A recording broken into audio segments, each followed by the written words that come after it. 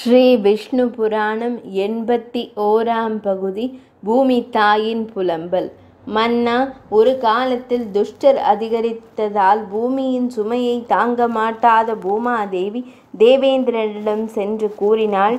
ஜராசந்தன், கம்சன், சிசுபாலன், நரகாசுரன், சாளுவ தேசத்து அரசன் கேசிராஜன், வத்சகன், தேனுகன் போன்ற அசுரர்கள் செய்யும் கொடுமைகளை தாங்க முடியவில்லை. முன்பு அவ்வாறு நடைபெற்ற போது ஹிரண்யாசுரன் என்னை சமுத்திரத்தில் மூழ்கடித்தான்.